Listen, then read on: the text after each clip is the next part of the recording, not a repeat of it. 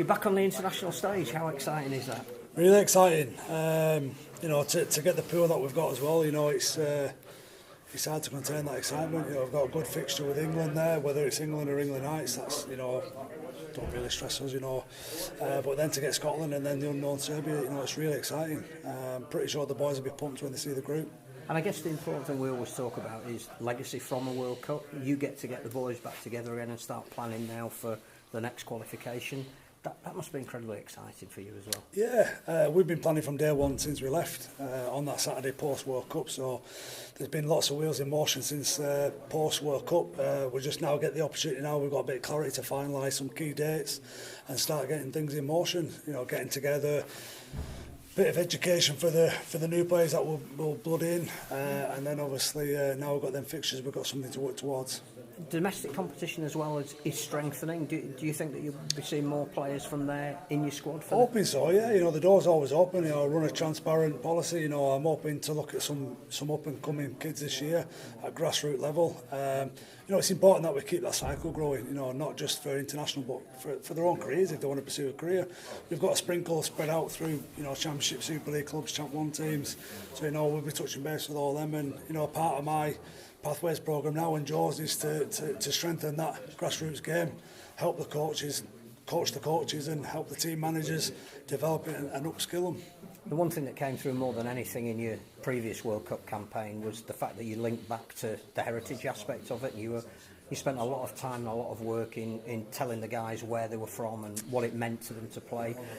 Again, you can carry that work on now with something like this. Yeah, once we've started, it's something that I'm really big on. It's something that the boys, funny enough, once we just start digging, the boys are really happy to engage and, you know, divulge and quite rightly, you know, talk very proudly where the DNA is from. It ties in what DNA of Ireland's all about, and, you know, and rightly so. I know want good people.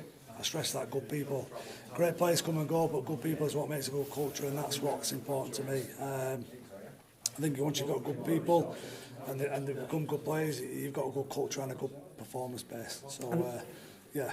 The experience of the quality of teams that you played in the last World Cup as well, can you learn from that and take that into the next so camp? Each team offered different threats, didn't they? You know, size, speed, you know, physicality, speed of football, standard of quality in rugby that they played.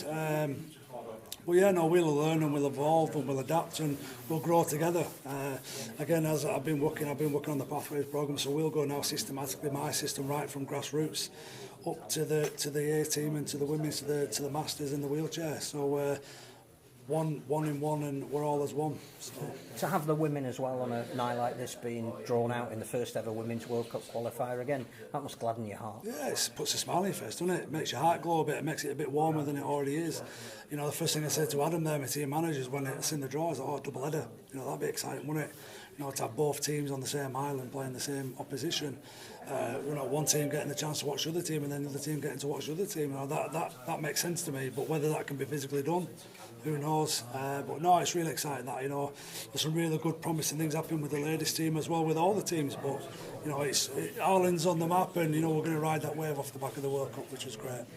You had plenty of support in Leeds, came over from Ireland for that game against New Zealand. You must be hoping wherever you play England, there can be lots of Irish support, and it's a game you can really sell to the Irish public. Yeah, I was saying there to Adam, you know, when we played England in 13, I think it was, in the World Cup at Huddersfield, we sold it out. The venue was sold out. They want a spare seat in the stadium. Again, whether we can replicate that and do something special, but one thing about us Irish, you know, we travel in numbers. We travel together. We you know, one in one, we're all together. You know, we're only as strong as each other, but I'm hoping we follow and we come out in numbers like we did in Leeds, and, you know, we made Leeds our own hometown, and rightly so, because the boys loved it and the people loved our boys.